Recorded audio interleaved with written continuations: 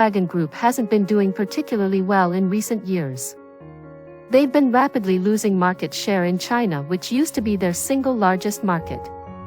And while they've invested tens of billions of dollars in electric vehicles, they've been plagued by glitchy software resulting in poor reviews and lackluster sales. The situation got so bad that last year, Volkswagen announced plans to shut down at least 3 of its German factories. This would be a first in the company's history. Under intense pressure from the labor union, Volkswagen cancelled the plan to close factories. But they will still be laying off 35,000 workers over the next 5 years. By the end of 2020-4, Volkswagen's situation looked very dire indeed. But so far in 2025, things look to be improving. In the first quarter, the group's EV sales increased 59% from the year-ago period. This was driven by an eye-popping 113% increase in its home market of Europe. In 2027, Volkswagen plans to release a new subcompact car called the ID Everyone, which will have a starting price of just €20,000 equivalent to about $23,000 US. This could be a major game changer as it would be one of the cheapest EVs in Europe. In this video, we'll look at how Volkswagen is overcoming its EV challenges and what we can expect from the company going forward. In 2019, the Volkswagen Group sold 11 million vehicles worldwide. This includes their namesake Volkswagen brand as well as their myriad of other brands which they acquired over the years. These include the likes of Skoda, Audi, Porsche, Scania, MAN Trucks, and many others.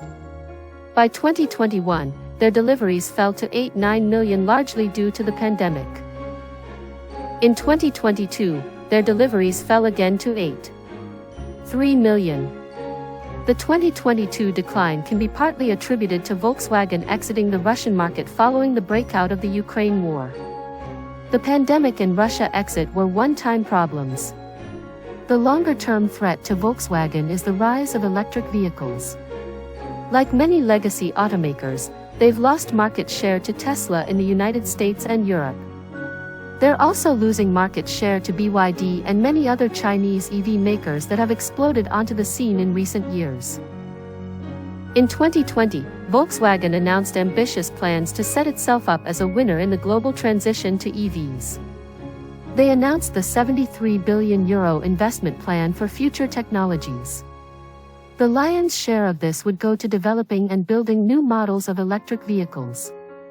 They plan to sell 1.5 million EVs in 2025. The idea is that growth in EV sales will offset declines in their internal combustion engine cars. As it turns out, rapidly electrifying the world's second-largest automobile was a bit more challenging than expected. For the first few years, their EV deliveries grew strongly from a small base, reaching 771,000 in 2020-3. In 2020-4, EV deliveries unexpectedly declined to 745,000. Remember, their 2025 target was 1.5 million. So, they do not appear to be on track to meet their goal. In the meantime, their internal combustion engine business continues to decline. After a slight recovery in 2020-3, Volkswagen's total deliveries to decline in 2020-4. In 2020-4, they delivered 9 million cars worldwide, approximately 18% lower than the 2019 peak. To understand what went wrong, let's take a look at the company's lineup of EV models.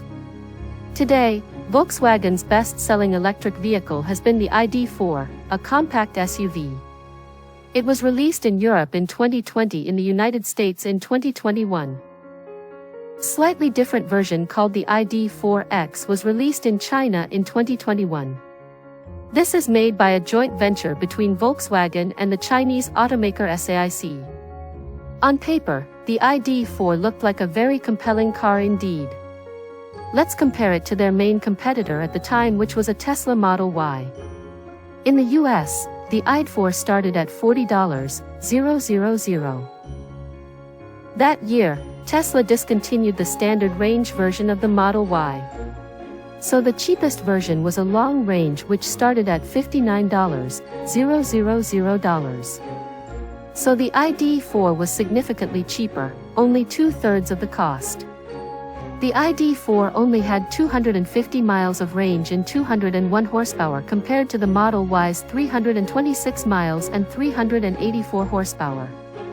At the time, Volkswagen partnered with Electrify America to offer 3 years of complimentary public fast charging to anyone who purchased the ID.4. Tesla has its own supercharger network which at the time was exclusively available to Tesla cars. You had to pay for the charging, but the Tesla supercharging network was far larger and better than Electrify America. Volkswagen manufactures the ID.4 at its plant in Chattanooga, Tennessee. By allowing it to qualify for the $7,500 EV tax credit. So while the ID.4 was inferior to the Model Y in terms of technical specifications, its cheaper price and free charging should have allowed it to sell very well. Unfortunately, this would not be the case.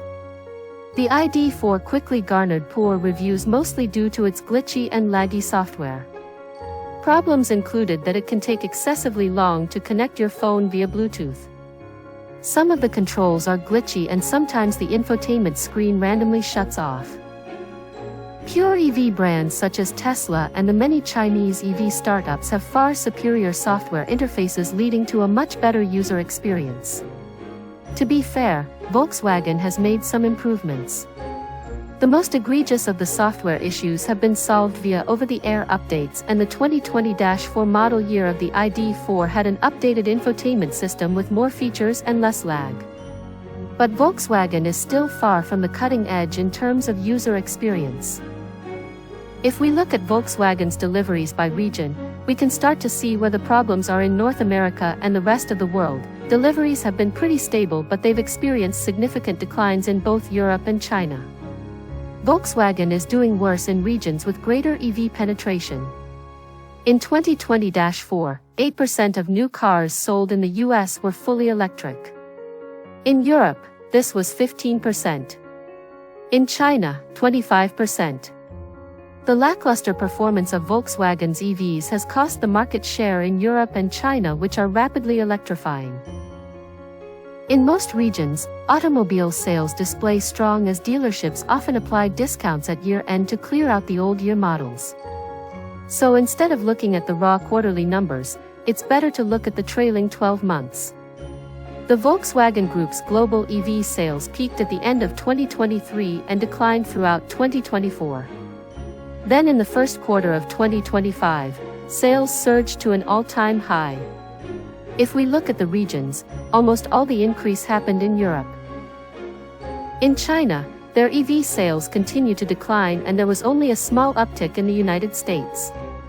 In the first quarter of 2025, Volkswagen sold 158,000 UVs in Europe. This is more than double the 74,000 they sold in the year-ago period. There are two main reasons for this increase. Firstly, Volkswagen aggressively cut prices of many of its UV models, and secondly, they benefited substantially from a collapse in Tesla's popularity. Throughout 2020-4, Volkswagen cut the prices of many of its electric vehicles across Europe. For example, in France, they launched a new entry-level trim of the ID.5 EV costing €5,500. Previously, the ID.5 started at €58,000 in France. The ID.5 is basically the same as the ID.4 with a slightly different shape. Currently, the cheapest Volkswagen EV in Europe is the ID.3 hatchback. It used to start at €36,900. In late 2020-4, they launched a new cheaper trim called the Pure, which starts at just €33,300. In Germany, they also added a further discount of €3,570, which brings the price slightly €30,000. €30,000 is equivalent to about $34,000. Volkswagen added this special discount to replace a government EV tax credit which recently expired. In January of 2025, Volkswagen enacted massive price cuts in the UK. The price of the ID3 was cut £6,550 to £31,000. The ID5 was cut £8,900 to £41,000. In December of 2020-4, they also introduced a new entry-level version of the ID4 starting £39,550, £3,000 cheaper than the previous version. In terms of US dollars, these prices are equivalent to $42,000, $55,000, and $53,500 respectively. After the price cut, the ID5 is now significantly cheaper than the Tesla Model Y, which starts at £45,000 in the UK. In addition to price cuts, Volkswagen has also had success with some new premium EV models. In 2023, they launched a family sedan called the ID7. It starts at €54,000 equivalent to about $62,000 US dollars. While this is not cheap, it boasts a luxurious interior and up to 385 miles of range. While it was launched in 2023, production volumes only started ramping up by the end of 2024. In the first quarter of 2025, the ID7 sold 9,336 units in Germany, making it the single best-selling EV model in the country. In addition to the price cuts, Volkswagen also benefited from Tesla's imploding popularity. In the first quarter 2025, Tesla delivered 66,494 cars in the EU plus UK. This compares to 97,795 deliveries in the year-ago period. That's a decline of more than 31,000. This is despite European EV sales as a whole increasing 24% during the same period. Part of the decline can be attributed to the consumers waiting to buy the refreshed version of the Model Y called the Juniper. The Juniper began deliveries in Europe in March, so near the end of the first quarter. Yet in April and May they continue to decline across the UK and EU. You can't blame this on the Model Y changeover. Many people no longer want to be associated with Tesla and Elon Musk, so they are looking to buy electric vehicles from other brands. Tesla's paying as Volkswagen's gain. In the first quarter, the Volkswagen Group delivered 158,100 EUs in Europe compared to $74,400 in the year-ago period. That's an increase of 113%. Of course, cutting prices and providing discounts comes at a cost. In the first quarter of 2025, the Volkswagen Group reported a gross profit margin of 14.7% of revenue. This is the lowest margin they've reported in years. Their operating profit was only 3.6% of revenue. In other words, they barely broke even. Volkswagen does not separately disclose the profitability of its electric vehicle segments. It's certainly possible they're losing money on EVs. So why were they willing to sacrifice their profit margins by cutting prices? The European Union has an EV mandate whereby automakers need EVs to represent 15% of their deliveries by 2025. By 2030, this requirement increases to 35%. Automakers that fail to meet this target will face large fines. The UK has even more stringent rules requiring 28% EVs in 2025 and 80% in 2030. In the first quarter, 16.8% of Volkswagen's deliveries in Europe were EVs. This is for the entire Europe region, including both the EU and UK. So they're likely above the EU requirements but may or may not be above the higher UK requirements. Now we can understand the urgency of Volkswagen's EV strategy. They need to increase their EV sales. Even if they're losing money on EVs, they need to comply with government mandates. Volkswagen's two biggest markets are Europe and China. North America is a distant third. Their sales in China have been consistently declining over the past year. Given the intensely competitive nature of the Chinese EV market, Volkswagen is likely to continue losing market share in the country. On the bright side for Volkswagen, the EU recently implemented 45% tariffs on Chinese EVs. This, in combination with high transportation and distribution costs, makes Chinese EVs uncompetitive in Europe. With Tesla on the decline and Chinese EV makers excluded by tariffs, this puts Volkswagen in a good position to become the dominant EV maker within Europe. In 2026, they'll be launching the fully electric ID.2. This will start at €25,000 equivalent to about $28,600. In 2027, they will release a still cheaper EV. The ID Everyone will start at just €20,000 equivalent to about $23,000. In 2020-4, Volkswagen agreed to invest almost $6 billion into the American EV company Rivian as part of a strategic partnership. The two companies formed a joint venture which will jointly develop software. Rivian is widely considered to have some of the best software in the industry. This applies both to the quality of the user interface as well as its ability to control various components within the car. The ID Everyone will be the first Volkswagen model to use software made by the Rivian joint venture. The good thing about software is once you develop it, the marginal cost is zero. So, despite being the cheapest EV in Volkswagen's lineup, the ID Everyone is expected to have the best software of any Volkswagen today. Volkswagen needs to roll out cheap, high-volume EV models to comply with the EU and UK's EV mandates, which become more stringent every year. But this could have significant implications for profitability. Volkswagen has admitted that their EVs are less profitable than their internal combustion engine cars. They have not disclosed whether their EVs are profitable at all. Remember that in the first quarter of 2025, their operating profit margin fell to a razor-thin 3.6%. They don't have much wiggle room left. Both the ID.2 and ID Everyone have very simple designs, thereby making them easy to manufacture. Volkswagen currently has a problem of underutilization at its European factories. If they can sell very high volumes of their new cheaper EV, this will increase utilization and better absorb fixed costs.